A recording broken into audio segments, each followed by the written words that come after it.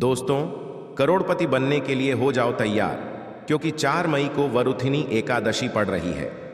दोस्तों, इस वरुथिनी एकादशी के दिन यदि आपने सही तरीके से विधि विधान से अपने पूजा कर ली तो आपके जीवन में धन की वर्षा होगी, बल्कि बन जाओगे। आप करोड़पति और खुशियों से भर जाएगा।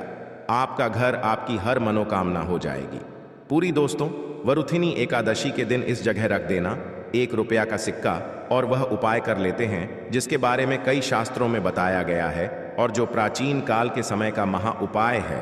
तो मान के चलिए, इस उपाय को करने के शीघ्र ही आपको माता लक्ष्मी जी का वह वरदान और वह आशीर्वाद मिलेगा, जिसके पश्चात न केवल आपके जन्म जन्मांतर की गरीबी, परेशानी, कष्ट और समस्याएं शीघ्र के शीघ्र समाप्त हो जाएंगे, बल्कि इस छोटे से उपाय को करने के पश्चात आपके जीवन में धन की वर्षा होगी।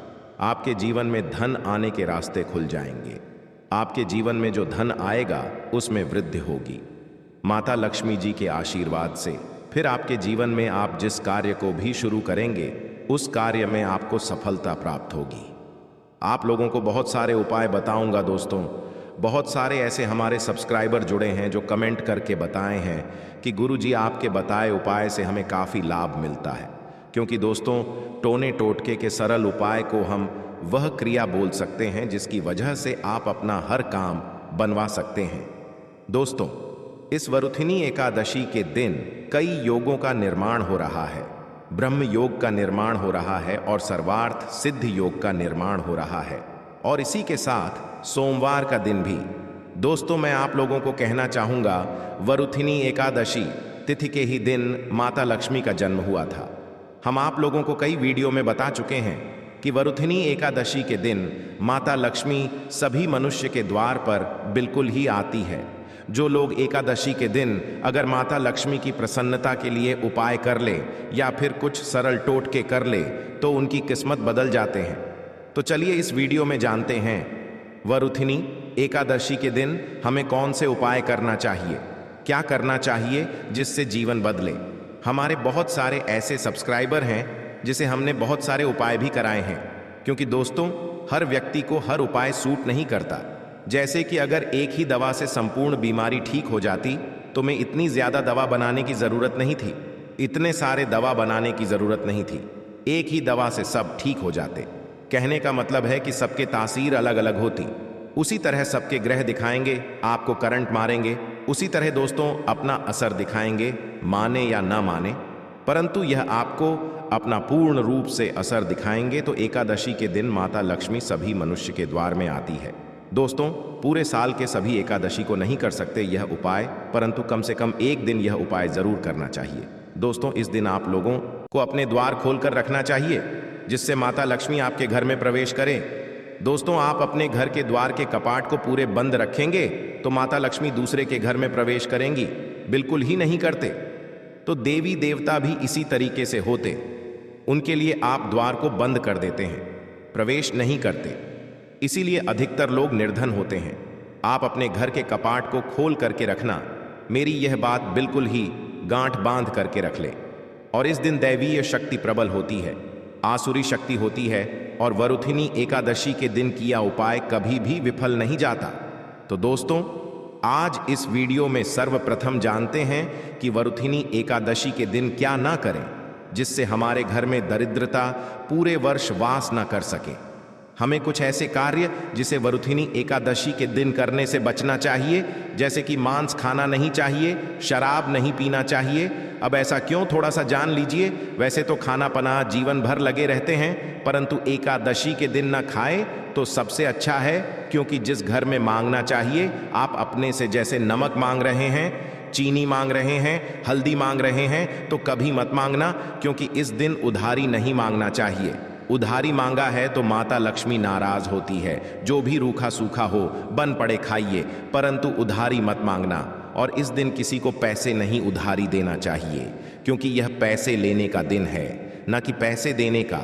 अगर आप इस दिन पैसे देते हैं तो माता लक्ष्मी आपके जीवन के ऊपर में जैसा उनके जीवन में चली जाती है, तो आप क्यों उनको उधारी देंगे, क्यों आप उनको पैसा देंगे। और इस दिन काले वस्तु बिल्कुल ही खरीद करके लाना चाहिए।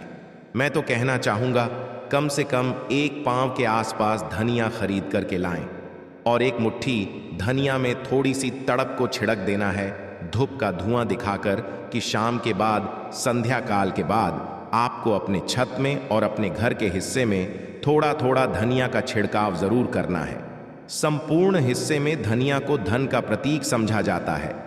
जैसे ही हम प्रायः धनतेरस के दिन धनिया खरीद करके लाते हैं। क्यों खरीद करके लाते हैं? क्योंकि धनिया का सीधा संबंध धन की देवी माँ लक्ष्मी से होता है। माता लक्ष्मी की प्रसन्नता के लिए लाते हैं। तो धनिया इस दिन आप अपने घर के छत में फेंके, आप अपने घर के संपूर्ण हिस्से में थोड़ा थोड़ा धनिया जो है शाम के बाद में है रखना शुरू कर दीजिए। तो इससे माता लक्ष्मी आपके घर में खींचे चले आएंगे।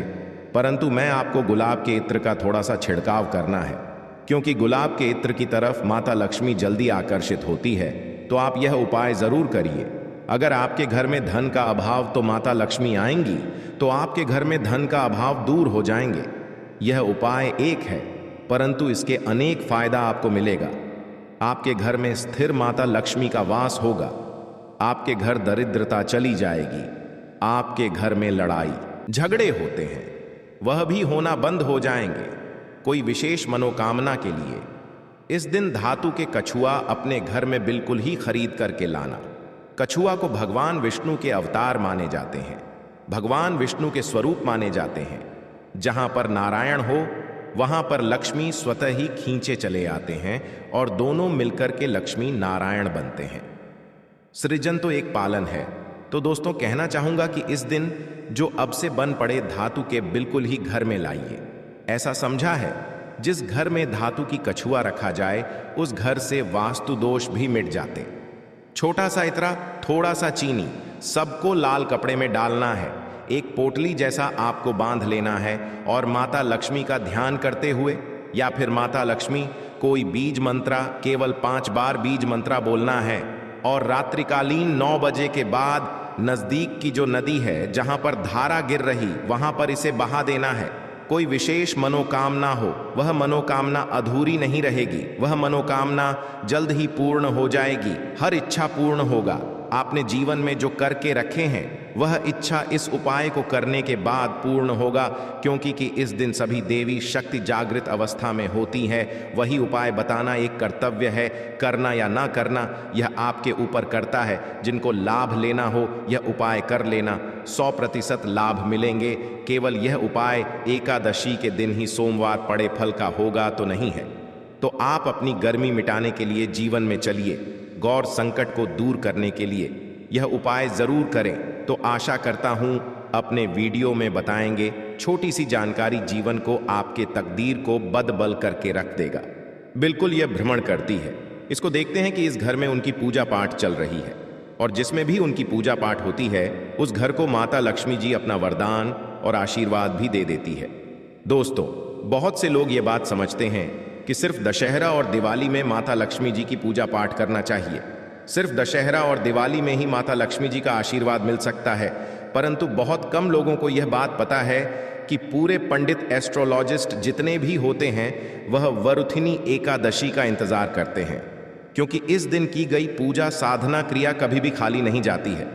और दोस्तों इस वरुथिनी एकादशी पर सिर्फ आप साधारण से 3 लौंग के उस महा उपाय को कर लेते हैं जिसके बारे में हमारे ज्योतिष शास्त्र में लिखा हुआ है, जो आपको इस वीडियो में हम बताने आ रहे हैं। साक्षात आपको माता लक्ष्मी जी का वह वरदान और वह आशीर्वाद मिलेगा, जिसके बाद न केवल आपका भाग्य बदल जाएगा, न केवल आपका सौभाग्य आपका साथ देना शुरू कर देगा, बल्कि शास्त्र और पुराणों को देखेंगे तो उसमें आपको पता चलेगा कि लौंग को तो उत्तम श्रेणी में रखा गया है और माता लक्ष्मी जी की पूजा में अगर लौंग का इस्तेमाल ना किया जाए तो माता लक्ष्मी जी की पूजा संपन्न नहीं मानी जाती है। अगर कोई माता लक्ष्मी जी का वरदान हासिल करना चाहता है, कोई मानव चाहता है कि उसकी पूजा माता लक्ष्मी जी के सामने सिद्ध हो जाए, कोई मानव यह चाहता है कि माता लक्ष्मी से उस मानव की इच्छा पूरी हो जाए, तो दोस्तों आपको लौंग का उपाय करना ही पड़ेगा, वरना आपकी पूजा सफल नहीं होगी।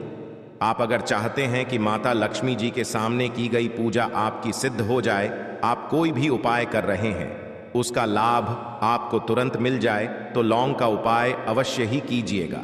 और इस वीडियो में हम आपको 3 लौंग के उस महा उपाय के बारे में बताने आ रहे हैं, जिस उपाय को आपने सिर्फ एकादशी के दिन सही मुहूर्त पर सही तरीके से कर लिया तो दोस्तों यकीन मानिए आपको माता लक्ष्मी जी का वह वरदान और वह आशीर्वाद मिलेगा, जिसके बाद आपके जीवन में फिर आपको धन की कोई कमी नहीं होगी। आपके जीवन में धन की वर्षा तो होगी ही होगी। आपके जीवन में इतना धन आएगा, फिर आपको जीवन में कोई भी परेशानी नहीं होगी और आप अपने जीवन में बहुत ही आगे जाएंगे, बहुत ही कामयाब होंगे। इसीलिए अगर आप भी चाहते हैं कि माता लक्ष्मी जी की कृपा आप और आपके परिवार पर सदैव बनी रहे, माता लक्ष्मी जी के आशीर्वाद से आप अपने जीवन में बहुत ही उन्नति करें, बहुत ही आगे जाएं, आप जिस काम को भी शुरू करें उस काम में आपको माता लक्ष्मी जी का आशीर्वाद मिल जाए और उस काम में आपको सफलता मिले, तो इस वरुथिनी एकादशी मतलब 4 मई 2024 के दिन करके आप लाभ पा सकते हैं। दोस्तों यदि आपको कुछ समझ नहीं आता